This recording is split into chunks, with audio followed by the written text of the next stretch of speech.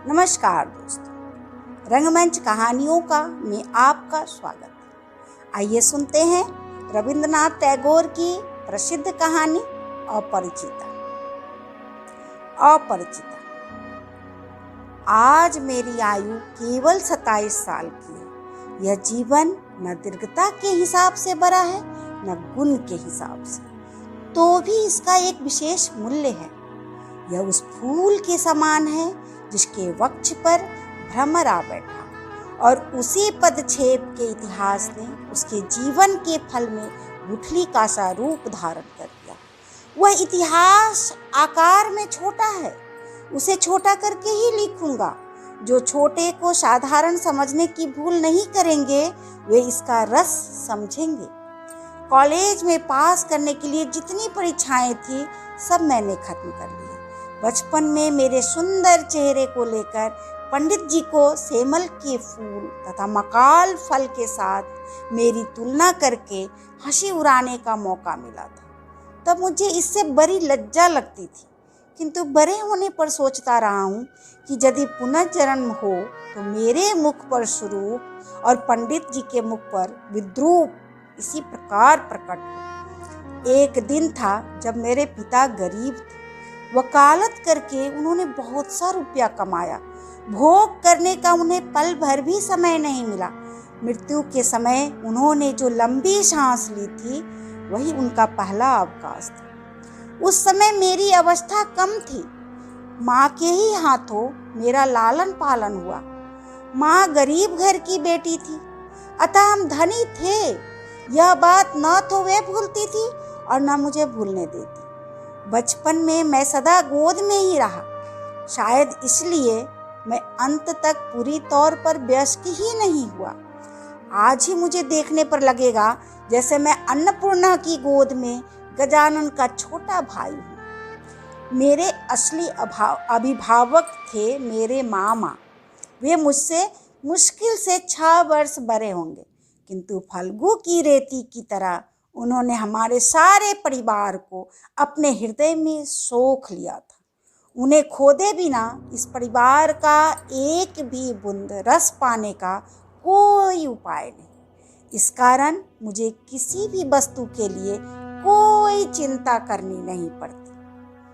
हर कन्या के पिता स्वीकार करेंगे कि मैं सत्य पात्र हूँ। हुक्का तक नहीं पीता। भला आदमी होने में कोई झंझट नहीं है, अतः मैं नितांत भल मानस हूँ।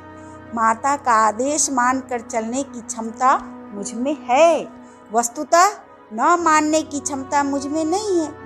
मैं अपने को अंतःपुर के शासनानुसार चलने के योग्य ही बना सका हूँ। यदि कोई कन्या स्वयंवरा हो तो इन सुलक्षणों को याद रखें। बड़े बड़े घरों से मेरे विवाह के प्रस्ताव आए थे, किंतु मेरे मामा का, जो धरती पर मेरे भाग्य देवता के प्रधान एजेंट थे, विवाह के संबंध में एक विशेष मत था। अमीर की कन्या उन्हें पसंद न थी। हमारे घर में जो लड़की आए वह सिर झुकाए हुए आए, वे यही चाहते थे। फिर भी रुपये के प्रति उनका नस नस में आसक्ति समाई हुई थी। वे ऐसा समधी चाहते थे जिनके पास धन तो न हो, पर जो धन देने में त्रुटि न करे, जिसका शोषण तो कर लिया जाए पर जिसे घर आने पर गुड़गुड़ी के बदले बंदे हुक्के में तंबाकू देने पर जिसकी शिकायत न सुननी पड़े। मेरा मित्र हरीश कानपुर में काम करता था। छुट्टियों में उसने कलकत्ता आकर मेरा मन चंचल कर दिया। बोला, सुनो जी, अगर लड़की की बात हो तो अच्छी खासी लड़की है। कुछ दिन पहले ही एमए पास किया था। सामने जितनी दूर तक दृष्टि जाती छुट्टी धू धू कर रही थी। परीक्षा नहीं है, उम्मीदवारी नहीं है, नौकरी नहीं है, अपनी जायदाद देखने की चिंता भी नहीं, शिक्षा भी नहीं, इच्छा भी नहीं। होने में भीतर माँ थी और बाहर मामा। इस अवकाश की मरुभूमि में मेरा हृदय उस समय विश्वव्यापी नाड़ी रूप की मरीचिका देख रहा था। आकाश में उसकी दृष्टि थी, वायु में उसका निश्वास, तरु मरबर में उसकी रहस्यमयी बातें। ऐसे में ही हरीश आकर बोला, अगर लड़की की बात हो तो तेरा तन मन वसंत वायु से दोलायित वकुल बन के नवपल्लव राशि की भांति धूप चाह का पट बुनने लगा। हरीश आदमी था रसिक, रस उड़ेल कर वर्णन करने की उसमें शक्ति थी, और मेरा मन था तृषार्त। मैंने हरीश से कहा, एक बार मामा से बात चला कर देखो। बैठक जमाने में हरीश अद्वितीय था, इससे सर्वत्र उसकी खातिर होती थी। मामा भी उसे पाकर छोड़ना नहीं चाहते थे। बात उनकी बैठक में चली। लड़की की अपेक्षा लड़की के पिता की जानकारी ही उनके लिए महत्वपूर्ण थी। पिता की अवस्था वे जैसी चाहते थे वैसी ही थी। किसी जमाने में उनके वंश में लक्ष्मी का मंगल घट भरा रहता था। इस समय उसे शून्य ही समझो, फिर भी तले में थोड़ा बहुत बाकी था। अपने प्रांत में वंश मर्यादा की रक्षा करके चलना सहज न समझकर वे पश्चिम में जाकर वास कर रहे थे। वहाँ गरीब गृहस्थ की ही भांति रहते थे। एक लड़की को छोड़कर उनके और कोई नहीं था। ये तो उसी के पीछे लक्ष्मी को घट को एकदम औंधा कर देने में हिचकिचाहट नहीं होगी। यह सब तो सुंदर था, किंतु लड़की की आयु 15 की है। यह सुनकर मामा का मन भारी हो गया। वंश में तो कोई दोष नहीं है। नहीं, कोई दोष नहीं। पिता अपनी कन्या के योग्य वर कहीं भी न खोज पाए। एक तो वर की हाट में महंगाई थी, तिस पर धनुष भंग की शर्त।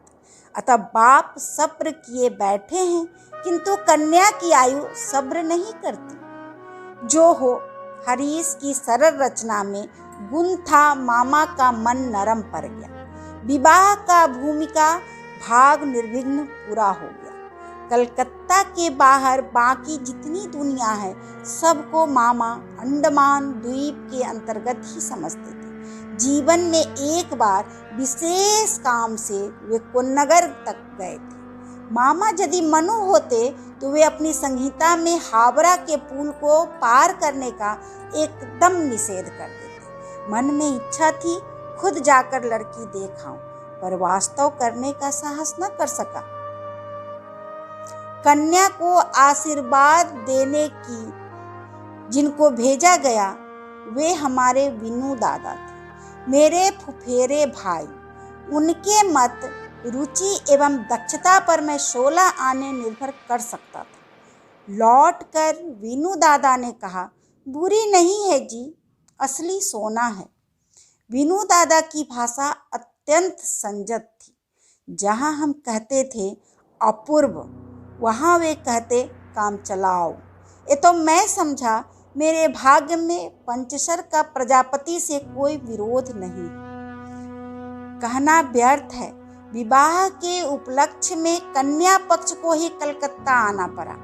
कन्या के पिता शंभुनाथ बाबू हरीश पर कितना विश्वास करते थे, इसका प्रमाण यह था कि विवाह के 3 दिन पहले उन्होंने मुझे पहली बार देखा और आशीर्वाद की रस्म पूरी कर गए। उनकी अवस्था 40 के ही आसपास होगी। बाल काले थे, मूंछों का पकना अभी प्रारंभ ही हुआ था। रूपवान थे। भीड़ में देखने पर सबसे पहले उन्हीं पर नजर पड़ने लायक उनका चेहरा था। आशा करता हूँ कि मुझे देखकर वे खुश हुए। समझना कठिन था, क्योंकि वे अल्पभाषी थे। जो एकाध बात कहते भी थे, उसे मानो पूरा जोर देकर नहीं कहते थे। इस बीच मामा का मुंह अबाध गति से चल रहा था। धन में, मान में हमारा स्थान शहर में किसी से कम नहीं था। वे नाना प्रकार से इस प्रकार का प्रचार कर रहे थे। शंभुनाथ बाबू ने इस बात में बिल्कुल योग नहीं दिया। किसी भी प्रसंग में कोई हाँ या हूँ तक नहीं सुनाई पड़ी। मैं होता तो निरुत्साहित हो जाता, किंतु मामा को हतोत्साहित करना कठिन था। उन्होंने शंभुनाथ बाबू का शांत स्वभाव देखकर सोचा होगा आदमी बिल्कुल निर्जीव है, तनिक भी तेज नहीं। समधियों में और जो हो, तेज भाव होना पाप है। ये तो मन ही मन मामा खुश हुए। शंभूनाथ बाबू जब उठे तो मामा ने संक्षेप में ऊपर से ही उनको विदा कर दिया। गाड़ी में बिठाने नहीं गए। दहेज के संबंध में दोनों पक्षों में बात पक्की हो गई थी। मामा अपने को असाधारण चतुर समझकर गर्व करते थे। बातचीत में वे कहीं भी कोई छिद्र न छोड़ते। रुपए की संख्या तो निश्चित थी ही, ऊपर से गहना कितने भर एवं सोना किस दर का होगा, यह भी एकदम तय हो गया था। मैं स्वयं इन बातों में नहीं था, ना जानता ही था कि क्या लेन देन निश्चित हुआ है। मैं जानता था कि यह स्थूल भाग ही विवाह का एक प्रधान अंग है एवं उस अंश का भार जिनके ऊपर है वे एक कौड़ी भी नहीं ठगाएंगे। वस्तुतः अत्यंत चतुर व्यक्ति के रूप में मामा हमारे सारे परिवार में गर्व की प्रधान वस्तु थी। जहाँ कहीं भी हमारा कोई संबंध हो, पर्वत ही बुद्धि की लड़ाई में जीतेंगे, यह बिल्कुल पक्की बात थी। इसलिए हमारे यहाँ कभी न रहने पर भी एवं दूसरे पक्ष में कठिन अभाव होते हुए भी हम जीतेंगे। हमारे परिवार की जिद्द थी, इसमें चाहे कोई बचे या मरे। हल्दी चढ़ाने की रस्म बड़ी धूमधाम से हुई। ढोने वाले इतने थे कि उनकी संख्या का हिसाब रखने के लिए कोई क्लर्क रखना पड़ता। उनको विदा करने में और वर पक्ष का जो नारकोदम होगा उसका स्मरण करके मामा के साथ स्वर मिलाकर माँ खूब हंसी।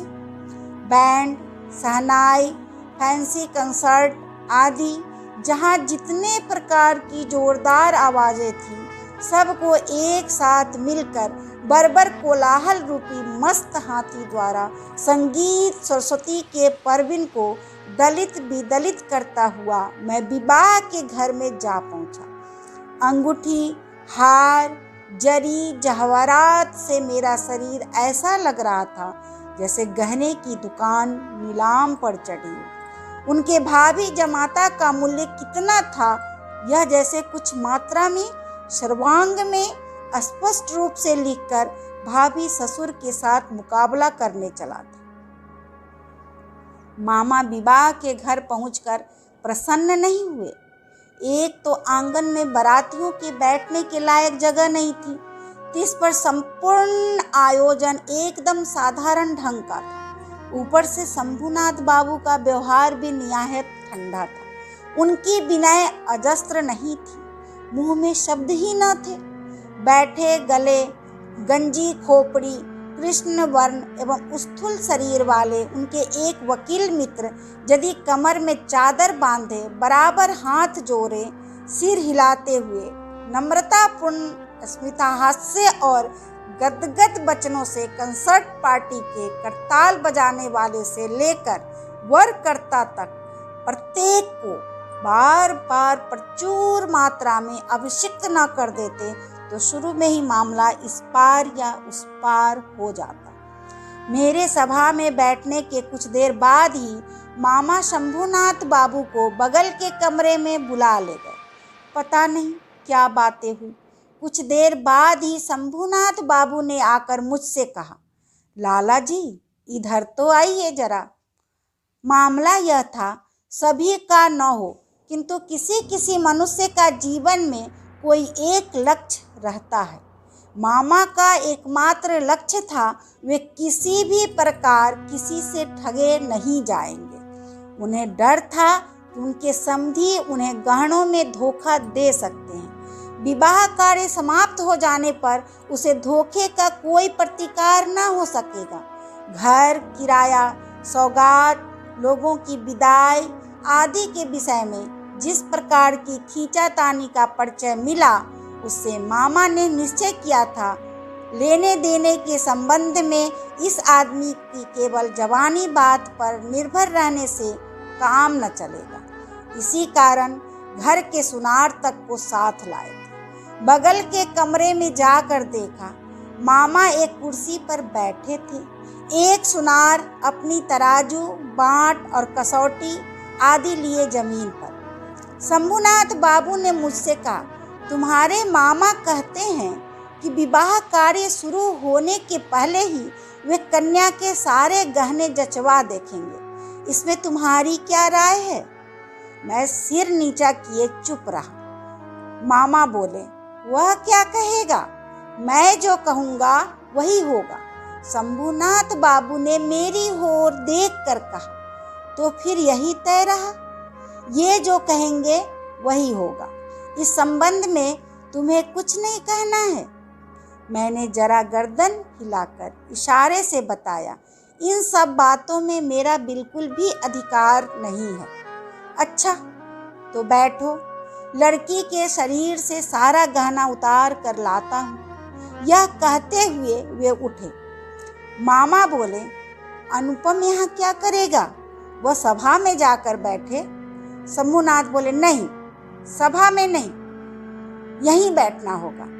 कुछ देर बाद उन्होंने एक अंगोछे में बंधे गहने लाकर चौकी के ऊपर बिछा दिए। सारे गहने उनके पितामही के जमाने के थे। नए फैशन का बारीक काम न था। जैसा मोटा था वैसा ही भारी था। सुनार ने हाथ में गहने उठाकर कहा, इन्हें क्या देखो, इसमें कोई मिलावट है ही नहीं। ऐसे सोने का आजकल व्यवहार ही नहीं होता। यह कहते हुए उसने मकर के मुंह वाला मोटा एक बाला कुछ दबा कर दिखाया। वह टेढ़ा हो जाता था। मामा ने उसी समय नोटबुक में गहनों की सूची बना ली। कहीं जो दिखाया गया था उसमें से कुछ कम न हो जाए। हिसाब करके देखा, गहना जिस मात्रा में देने की बात थी, इनकी संख्या अंदर एवं तोले उससे अधिक थी। गहनों में एक जोड़ा इयरिंग था। शंभुनाथ ने उसको सुनार के हाथ में देकर कहा, जरा इसकी परीक्षा करके देखो।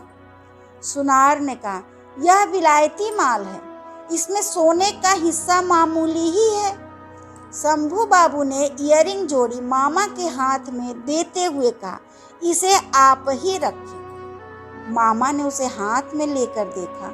यही इयरिंग कन्या को देकर उन्होंने आशीर्वाद की रस्म पूरी की थी। मामा का चेहरा लाल हो उठा। दरिद्र उनको ठगना चाहेगा, किंतु वे ठगे नहीं जाएंगे। इस आनंद प्राप्ति से वंचित रह गए। वे इसके अतिरिक्त कुछ ऊपरी प्राप्ति भी हुई। मुंह अत्यंत भारी करके बोले, अनुपम, जाओ तुम सभा में जाकर बैठो। शंभुनाथ बाबू बोले, नहीं, अब सभा में बैठना नहीं होगा। चलिए पहले आप लोगों को खिला दूं। मामा बोले, यह क्या कर रहे हैं? लगन? शंभुनाथ बाबू ने कहा, किसके लिए? उसके लिए चिंता न करें, अभी उठिए। आदमी निहायत भलमानस था, किंतु अंदर से कुछ ज्यादा हठी प्रतीत हुआ। मामा को उठना पड़ा। बारातियों का भी भोजन हो गया। आयोजन में आडंबर नहीं था, किंतु रसोई अच्छी बनी थी और सब कुछ साफ सुथरा। इससे सभी तृप्त हो गए। बारातियों का भोजन समाप्त होने पर शंभुनाथ बाबू ने मुझसे खाने को कहा। मामा ने कहा, यह क्या कर रहे हैं? विवाह के पहले वर कैसे भोजन करेगा? इस संबंध में मामा के व्यक्त किए मत की पूर्ण उपेक्षा करके मेरी ओर देखकर बोले, तुम क्या कहते हो? भोजन के लिए बैठने में कोई दोष है? मूर्तिमती मातृ आज्ञा स्वरूप मामा उपस्थित थे। उनके विरुद्ध चलना मेरे लिए असंभव था। मैं भोजन के लिए न बैठ सका। तब शंभुनाथ बाबू ने मामा से कहा, आप लोगों को बहुत कष्ट दिया है। हम लोग धनी नहीं हैं। आप लोगों के योग्य व्यवस्था भी नहीं कर सके। क्षमा करेंगे, रात हो गई है। आप लोगों का कष्ट और नहीं बढ़ाना चाहता तो फिर इस समय। मामा बोले, तो सभा में चलिए, हम तो तैयार हैं। शंभुनाथ बोले, तब आपकी गाड़ी बुलवा दूं। मामा ने आश्चर्य कहा, मजाक कर रहे हैं क्या? शंभूनाथ ने कहा, मजाक तो आप ही कर चुके हैं। मजाक के संपर्क को अस्थायी करने की मेरी इच्छा नहीं है। मामा दोनों आंखें विस्फारित किए अवाक रह गए। शंभूनाथ ने कहा, अपनी कन्या का गहना मैं चुरा लूंगा। जो यह बात सोचता है उसके हाथों मैं कन्या नहीं दे सकता। मुझसे एक शब्द कहना भी उन्होंने आवश्यक नहीं समझा। कारण प्रमाणित हो गया था, मैं कुछ भी नहीं था। उसके बाद जो हुआ उसे कहने की इच्छा नहीं होती। झाड़ फानूस तोड़ फोड़ कर चीज वस्तु को नष्ट भ्रष्ट करके बारातियों का दल दक्ष यज्ञ का नाटक पूरा करके बाहर चला आया। घर लौटने पर बैंड शहनाई और कंसर्ट सब साथ नहीं बजे और अबरक के झारों ने आकाश के तारों के ऊपर अपने कर्तव्य का निर्वाह करके कहा, महानिर्वाण प्राप्त किया, पता नहीं चला। घर के सब लोग क्रोधित से आग बबूला हो गए। कन्या के पिता को इतना घमंड, कलयुग पूर्ण रूप से आ गया है। सब बोले, देखे लड़की का विवाह कैसे करते हैं, किंतु लड़की का विवाह नहीं होगा। यह भय जिसके मन में न हो उसको दंड देने का क्या उपाय है? बंगाल भर में मैं ही एकमात्र पुरुष था जिसको स्वयं कन्या के पिता ने जनवासे से लौटा दिया था। इतने बड़े सतपात्र के माथे पर कलंक का इतना बड़ा दाग किस दुष्ट ग्रह ने इतना प्रचार करके गाजे बाजे से समारोह करके आंक दिया। बाराती यह कहते हुए माथा पीटने लगे कि विवाह नहीं हुआ, लेकिन हमको धोखा देकर खिला दिया। संपूर्ण अन्न सहित पकवासे निकालकर वहां फेंक आते तो अफसोस मिटता। विवाह के वचन भंग का और मान हानि का दावा करूंगा, कहकर मामा घूम घूम कर खूब शोर मचाने लगे। हितैषियों ने समझा दिया कि ऐसा करने से जो तमाशा बाकी रह गया है वह भी पूरा हो जाएगा। कहना व्यर्थ है, मैं भी खूब क्रोधित हुआ था।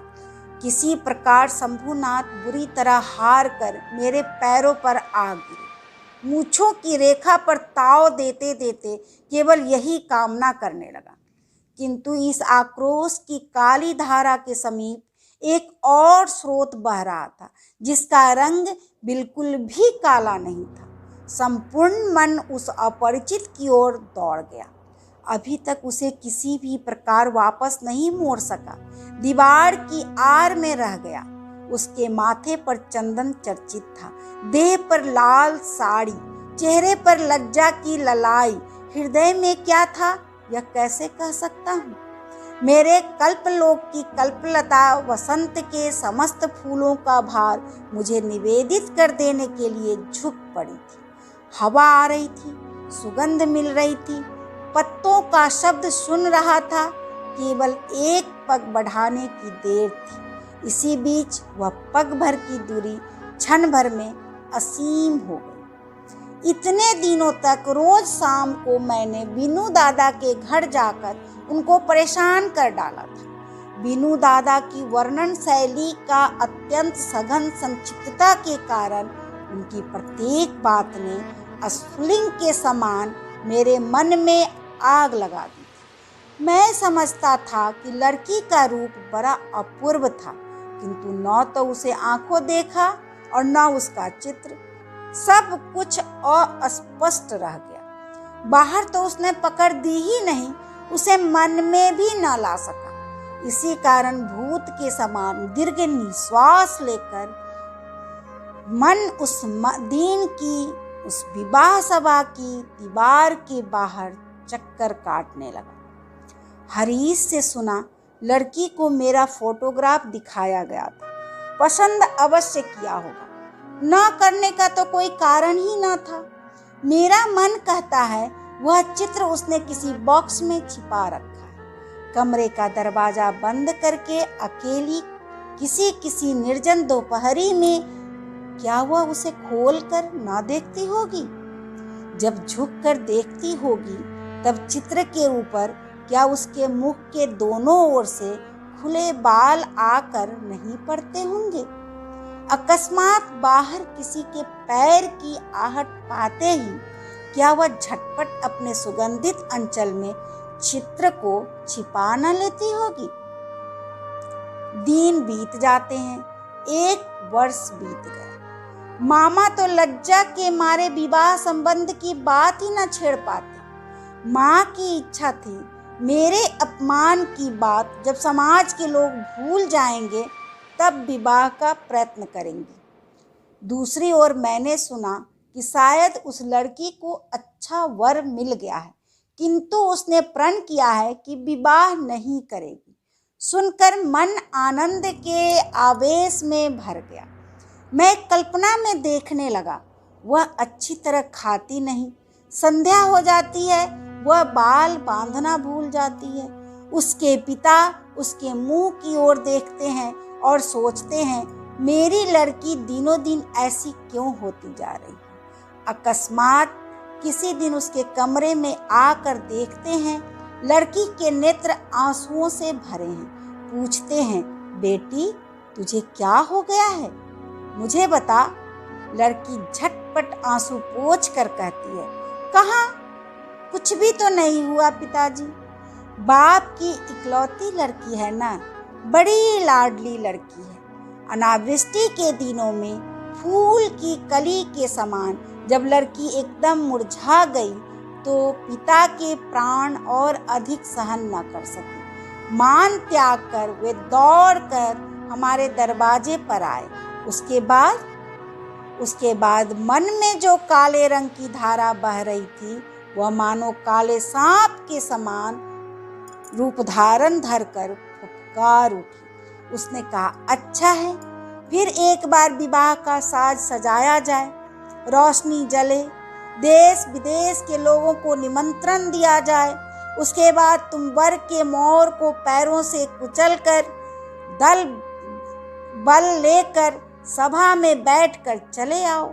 किंतु जो धारा अश्रु जल के समान शुभ्र थी वह राजहंस का रूप धारण करके बोली, जिस प्रकार मैं एक दमयंती के पुष्पवन में गई थी, मुझे उसी प्रकार एक बार उड़ जाने दो। मैं विरहिणी के कानों में एक बार सुख संदेश दे आऊं। उसके बाद दुख की रात बीत गई। 9 वर्षा का जल बरसा, म्लान फूल ने मुंह उठाया। इस बार उस दीवार के बाहर सारी दुनिया के और सब लोग रह गए, केवल एक व्यक्ति के भीतर प्रवेश किया। फिर मेरी कहानी खत्म हो गई। लेकिन कहानी ऐसे खत्म नहीं हुई। जहाँ पहुंचकर वह अनंत हो गई है वहाँ का थोड़ा सा विवरण बताकर अपना यह लेख समाप्त करूँगा। माँ को लेकर तीर्थ करने जा रहा था। भार मेरे ही ऊपर था, क्योंकि मामा इस बार भी हावड़ा पुल के पार नहीं हुए। रेलगाड़ी में सो रहा था। झोंके खाते खाते दिमाग में नाना प्रकार के बिखरे स्वप्नों का झुनझुना बज रहा था। अकस्मात किसी एक स्टेशन पर जाग पड़ा। वह भी प्रकाश अंधकार मिश्रित एक स्वप्न था।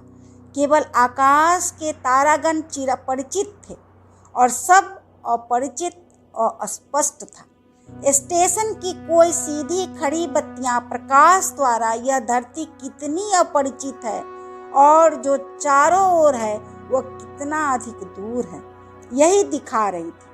गाड़ी में माँ सो रही थी। बत्ती के नीचे हरा पर्दा टंगा था। ट्रंक बॉक्स सामान सब एक दूसरे के ऊपर तितर बितर पड़े थे। वह मानो स्वप्न लोक का उल्टा पुल्टा सामान हो, जो संध्या की हरी बत्ती के टिमटिमाते प्रकाश में होने और न होने के बीच न जाने किस ढंग से पड़ा था। इस बीच उस विचित्र जगत की अद्भुत रात में कोई बोल उठा, जल्दी आ जाओ, इस डब्बे में जगह है। लगा जैसे गीत सुना हो। बंगाली लड़की के मुख से बंगला बोली कितनी मधुर लगती है। इसका पूरा अनुमान ऐसे अनुपयुक्त स्थान पर अचानक सुनकर ही किया जा सकता है, किंतु इस स्वर को मेरी एक लड़की का स्वर कहकर श्रेणी मुक्त कर देने से काम नहीं चलेगा। यह किसी अन्य व्यक्ति का स्वर था। सुनते ही मन कह उठता है, ऐसा तो पहले कभी नहीं सुना। गले का स्वर मेरे लिए सदा ही बड़ा सत्य रहा है। रूप भी कम बड़ी वस्तु नहीं है, किंतु मनुष्य में जो अंतरतम और अनिर्वचनीय है, मुझे लगता है जैसे कंठ स्वर उसी की आकृति है। झटपट जंगला खोलकर मैंने मुंह बाहर निकाला, कुछ भी न दिखा। प्लेटफॉर्म पर अंधेरे में खड़े गाड़ी ने अपनी एक आंख वाली लालटेन हिलाई। गाड़ी चल दी। मैं जंगले के पास बैठा रहा। मेरी आंखों के सामने कोई मूर्ति न थी, किंतु हृदय में मैं एक हृदय का रूप देखने लगा। वह जैसे इस तारामयी रात्रि के समान हो, जो आवृत कर लेती है किंतु उसे पकड़ा नहीं जा सकता। जो स्वर अपरिचित कंठ के स्वर, क्षण भर में भी तुम मेरे चिर परिचित के आसन पर आकर बैठ गए हो। तुम कैसे अद्भुत हो, चंचल काल के क्षुब्ध हृदय के ऊपर के फूल के समान खिले हो, किंतु उसकी लहरों के आंदोलन से कोई पंखुड़ी तक नहीं हिलती और परिमय कोमलता में जरा भी दाग नहीं पड़ता। गाड़ी लोहे के मृदंग पर ताल देती हुई चली। मैं मन ही मन गाना सुनता जा रहा था। उसके मानो एक ही टेक थी। डिब्बे में जगह है क्या? जगह है क्या? जगह मिले कैसे? कोई किसी को नहीं पहचानता। साथ ही यह ना पहचानना मात्र कोहरा है, माया है।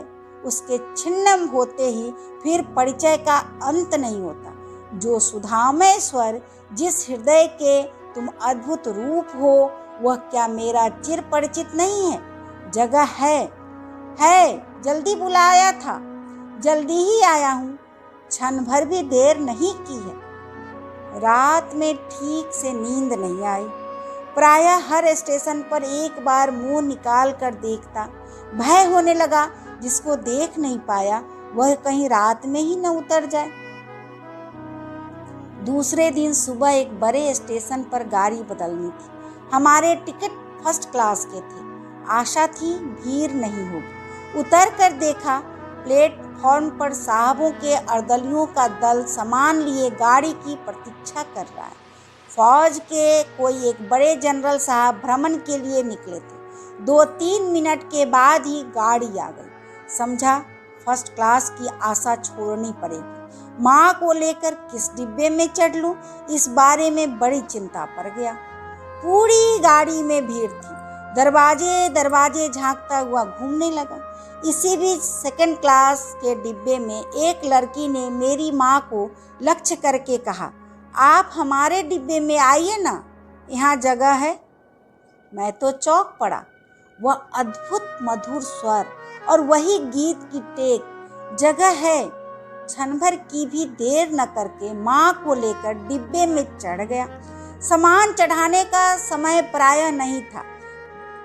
मेरे जैसा असमर्थ दुनिया में कोई न होगा। उस लड़की ने ही कुलियों के हाथ से झटपट चलती गाड़ी में हमारे बिस्तर आदि खींच लिए। फोटो खींचने का मेरा एक कैमरा स्टेशन पर ही छूट गया। ध्यान ही न रहा। उसके बाद क्या लिखूं नहीं जानता। मेरे मन में एक अखंड आनंद की तस्वीर है। उसे कहाँ से शुरू करूं, कहाँ समाप्त करूं? बैठे बैठे एक वाक्य के बाद दूसरे वाक्य की योजना करने की इच्छा नहीं होती। इस बार उसी स्वर को आंखों से देखा। इस समय भी वह स्वर ही जान पड़ा। माँ के मुंह की ओर ताका। देखा कि उनकी आंखों के पलक नहीं गिर रहे थे। लड़की की अवस्था 16 या 17 की होगी, किंतु नवयौवन ने उसके देह मन पर कहीं भी जैसे जरा भी भार न डाला हो। उसकी गति सहज, दीप्ति निर्मल, सौंदर्य की सुचिता अपूर्व थी। उसमें कहीं कोई जड़ता न थी। मैं देख रहा हूँ, विस्तार से कुछ भी कहना मेरे लिए असंभव है।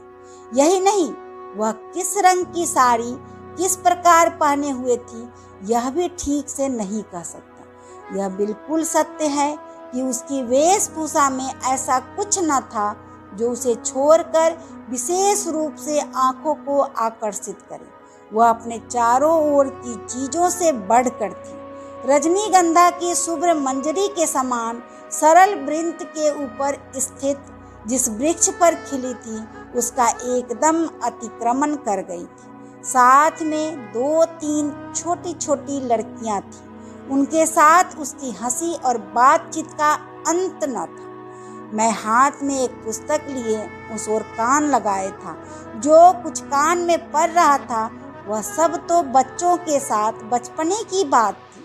उसका विशेषत्व तो यह था कि उसके अवस्था में अंतर बिल्कुल भी न था। छोटों के साथ वह अनायास और आनंदपूर्वक छोटी ही गई थी।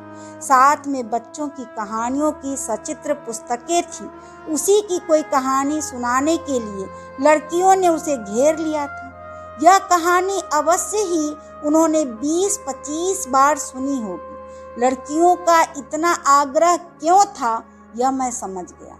उस सुधा कंठ की सोने की छड़ी से सारी कहानी सोना हो जाती थी। लड़की का संपूर्ण तन मन पूरी तरह प्राणों से भरा था। उसकी सारी चाल ढाल स्पर्श में प्राण उमड़ रहा था। अतः लड़कियां जब उसके मुंह से कहानी सुनती तब कहानी नहीं, उसी को सुनती। उसके हृदय पर प्राणों का झरना झर पड़ता। उसके उस उद्भासित प्राण ने मेरी उस दिन की सारी सूर्य किरणों को सजीव कर दिया। मुझे लगा मुझे जिस प्रकृति ने अपने आकाश से वेष्टित कर रखा है वह उस तरुणी के ही अक्लांत अम्लान प्राणों का विश्वव्यापी विस्तार है। दूसरे स्टेशन पर पहुंचते ही उसने खोमचे वाले को बुलाकर कॉफी सी दालमोट खरीदी और लड़कियों के साथ मिलकर बिल्कुल बच्चों के समान कलहास्य करते हुए संकोच भाव से खाने लगी। मेरी प्रकृति तो जाल से घिरी हुई थी। क्यों मैं अत्यंत सहज भाव से उस हंसमुख लड़की से एक मुट्ठी दालमोट न मांग सका? हाथ बढ़ाकर अपना लोभ क्यों नहीं स्वीकार किया? माँ अच्छा और बुरा लगने के बीच दुचिती हो रही थी। डिब्बे में मैं ही मर्द था तो भी इसे कोई संकोच नहीं। खासकर वह इस क्षोभ की भांति खा रही है यह बात उनको पसंद नहीं आ रही थी और उसे बेहाया कहने का भी उन्हें भ्रम न हुआ। उन्हें लगा इस लड़की की अवस्था हो गई है, किंतु भिक्षा नहीं मिली। माँ एकाएक किसी से बातचीत नहीं कर पाती। लोगों के साथ दूर दूर रहने का ही उनको अभ्यास था। इस लड़की का परिचय प्राप्त करने की उनको बड़ी इच्छा थी, किंतु स्वाभाविक बाधा नहीं मिटा पा रही थी। इसी समय गाड़ी में एक बड़े स्टेशन पर आकर रुक गई। उन जनरल साहब के साथियों का एक दल इस स्टेशन से चढ़ने का प्रयत्न कर रहा था। गाड़ी में कहीं जगह न थी। कई बार वे हमारे डिब्बे के सामने से निकले। माँ तो भय के मारे जर हो गई। मैं भी मन में शांति का अनुभव नहीं कर रहा था। गाड़ी छूटने के थोड़ी देर पहले एक देसी रेल कर्मचारी ने डिब्बों की 2 बेंचों के सिरों पर नाम लिखे हुए 2 टिकट लटकाकर मुझसे कहा, इस डिब्बे की ये 2 बेंचें पहले से ही 2 साहबों ने रिजर्व करा रखी है। आप लोगों को दूसरे डिब्बे में जाना होगा। मैं तो झटपट घबरा कर खड़ा हो गया। लड़की हिंदी में बोली, नहीं, हम डिब्बा नहीं छोड़ेंगे। उस आदमी ने जिद करते हुए कहा, बिना छोड़े कोई चारा नहीं। किंतु लड़की के उतरने की इच्छा का कोई लक्षण न देखकर वह उतरकर अंग्रेज स्टेशन मास्टर को बुला लाया। उसने आकर मुझसे कहा, मुझे खेद है, किंतु सुनकर मैंने कुली कुली की पुकार लगाई। लड़की ने उठकर दोनों आंखों से आग बरसाते हुए कहा, नहीं, आप नहीं जा सकते। जैसे हैं बैठे रहिए। यह कहकर उसने दरवाजे के पास खड़े होकर स्टेशन मास्टर से अंग्रेजी में कहा, यह डिब्बा पहले से रिजर्व है, यह बात झूठ है। यह कहकर उसने नाम लिखे टिकटों को खोलकर प्लेटफॉर्म पर फेंक दिया। इस बीच में वर्दी पहने साहब अर्दली के साथ दरवाजे के पास आकर खड़ा हो गया था। डिब्बे में अपना सामान चढ़ाने के लिए पहले उसने अर्दली को इशारा किया था। उसके पश्चात लड़की के मुंह की ओर देखकर, उसकी बात सुनकर, मुख मुद्रा देखकर स्टेशन मास्टर को थोड़ा छुपा और उसको ओट में ले जाकर पता नहीं क्या कहा। देखा गया, गाड़ी छूटने का समय बीत चुकने पर भी और एक डिब्बा जोड़ा गया। तब कहीं ट्रेन छूटी। लड़की ने अपना दल बल लेकर फिर दोबारा दालमोट खाने शुरू कर दिया और मैं शर्म के मारे जंगले के बाहर मुंह निकालकर प्रकृति की शोभा देखने लगा। गाड़ी कानपुर में आकर रुकी। लड़की सामान बांध कर तैयार थी। स्टेशन पर एक अम्बगाली नौकर उनको उतारने का प्रयत्न करने लगा। तब फिर माँ से न रहा गया। पूछा, तुम्हारा नाम क्या है बेटी? लड़की बोली, मेरा नाम कल्याणी है। सुनकर माँ और मैं दोनों ही चौंक पड़े। तुम्हारे पिता? वे वहाँ डॉक्टर है, उनका नाम शंभुनाथ सेन है। उसके बाद ही वे उतर गई। उपसंहार।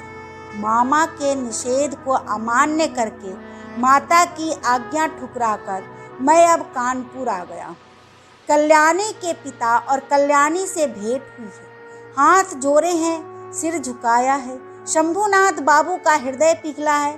कल्याणी कहती है, मैं विवाह नहीं करूंगी। मैंने पूछा, क्यों? उसने कहा, मातृ आज्ञा। जब हो गया, इस ओर भी मातुल है क्या? बाद में समझा मातृभूमि है। वह संबंध टूट जाने के बाद से कल्याणी ने लड़कियों को शिक्षा देने का व्रत ग्रहण कर लिया है, किंतु मैं आशा न छोड़ सका। वह स्वर मेरे हृदय में आज भी गूंज रहा है। वह मानो कोई उस पार की वंशी हो, मेरी दुनिया के बाहर से आई थी, मुझे सारे जगत के बाहर बुला रही थी। और वह जो रात के अंधकार में मेरे कान में पड़ा था, जगह है, वह मेरे चिर जीवन के संगीत की टेक बन गई। उस समय मेरी आयु थी 23, अब हो गई है 27। अभी तक आशा नहीं छोड़ी है, किंतु मातुल को छोड़ दिया है। इकलौता लड़का होने के कारण माँ मुझे नहीं छोड़ सकी। तुम सोच रहे होंगे मैं विवाह की आशा करता हूँ। नहीं, कभी नहीं। मुझे याद है बस उस रात के अपरिचित कंठ के मधुर स्वर की आशा जगह है। अवश्य है, नहीं तो खरा होऊंगा। इसी से वर्ष के बाद वर्ष बीतते जाते हैं। मैं यही हूँ, भेंट होती है, वही स्वर सुनता हूँ। जब अवसर मिलता है उसका काम कर देता हूँ और मन कहता है यही तो जगह मिली है।